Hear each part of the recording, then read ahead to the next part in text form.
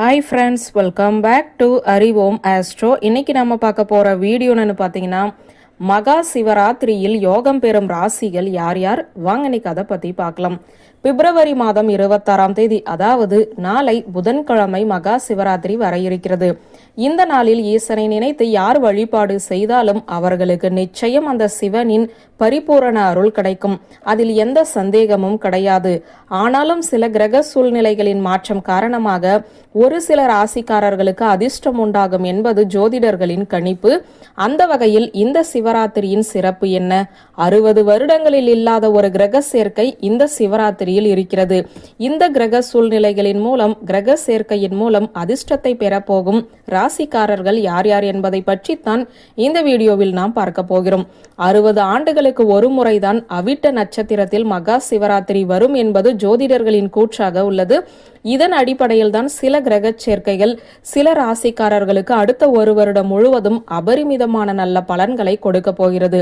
அந்த பட்டியலில் எந்தெந்த ராசிக்காரர்கள் இருக்கிறார்கள் என்பதைத்தான் பார்க்க போகிறோம்.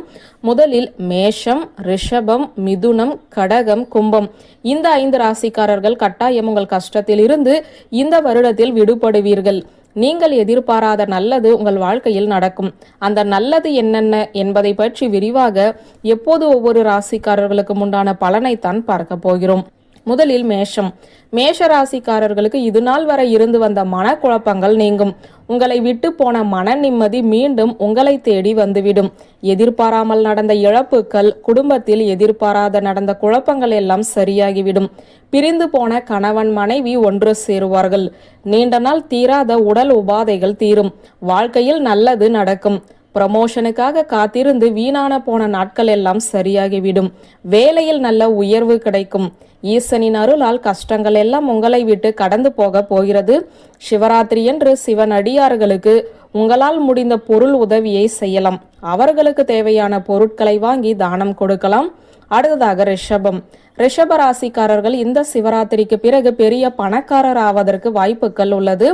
நீண்ட நாட்களாக இழுபறியாக இருந்த கோர்ட்டு கேஸ் வழக்குகள் உங்களுக்கு சாதகமாக தீர்ப்பு வரும். அடுத்தவர்களிடம் பணம் கொடுத்து ஏமாந்து இருந்தால் அந்த பணம் திரும்பி உங்களுடைய கைக்கு வந்து சேரும். அடமானத்தில் இருந்த நகை சொத்துக்களை மீட்பதற்குண்டான வாய்ப்புகள் கிடைக்கும். நொடிந்து போன நீங்கள் செல்வந்தர்களாக மாறுவீர்கள். குழந்தைகளுக்கு திருமணம் நடப்பதற்குண்டான முயற்சிகள் வெற்றி தரும். அத்தனை சுப காரியங்களும் உங்களுடைய வீட்டில் நடக்க துவங்கும். சிவன் கோவிலுக்கு சிவராத்திரி என்று உங்களால் இயன்ற உதவியை செய்யுங்கள். அபிஷேக பொருட்களை வாங்கி தருவது, சிவன் கோவிலை சுத்தம் செய்வது போன்ற பணிகளில் உங்களை ஈடுபடுத்திக் கொள்ளலாம். அடுத்ததாக மிதுனம். மிதுன ராசிக்காரர்களுக்கு இதுநாள் வரை இருந்து வந்த பொருளாதார தட்டுப்பாடு விலகும். இதுநாள் வரை அவமானப்பட்டு தலை குனிந்து இருந்த உங்களுக்கு மதிப்பும் மரியாதையும் கூடும்.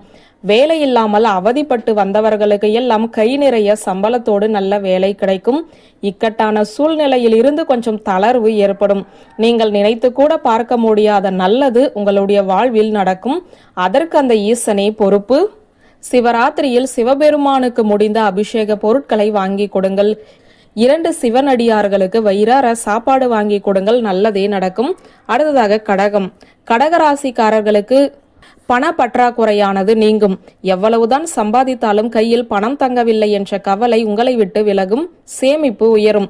அதற்கு உண்டான பாக்கியத்தை பார்வதி தேவியும் சிவபெருமானும் ஒன்றாக சேர்ந்து உங்களுக்கு செய்து கொடுப்பார்கள். கணவன் மனைவிக்குள் இருந்து வந்த கருத்து வேறுபாடுகள் விலகும். மன நிம்மதி அடைவீர்கள். அடுத்தவர்களுக்கு உதவி செய்யும் மனப்பக்குவத்தை நீங்கள் இன்னும் கொஞ்சம் அதிகரித்து கொள்ள வேண்டும். அப்போது உங்களுக்கு மேலும் மேலும் நடக்கும். எந்த அளவுக்கு அடுத்தவர்களுக்கு உதவி செய்கிறீர்களோ அந்த அளவுக்கு ஈசனும் பார்வதியும் உங்களுக்கு உண்டான பணத்தை கொடுத்து கொண்டே இருப்பார்கள். நல்லதே நடக்கும். அடுத்ததாக கும்பம். கும்பராசிக்காரர்களுக்கு சிவராத்திரி நேர்மறை எண்ணங்களை கொடுக்க போகிறது. ஆன்மீகத்தில் ஒரு நாட்டத்தை கொடுக்கும். வாழ்க்கையை வெறுத்து போய் விரக்தியாக தன்னுடைய வாழ்க்கையை முடித்துக் கொள்ளலாம் என்று நினைத்தவர்களுக்கு கூட சிவராத்திரியிலிருந்து நல்ல காலம் பிறக்க போகிறது. எவ்வளவோ கஷ்டத்தை அனுபவித்து விட்டோம். இன்னும் 3 நாட்கள் பொறுத்து கொள்ளுங்கள்.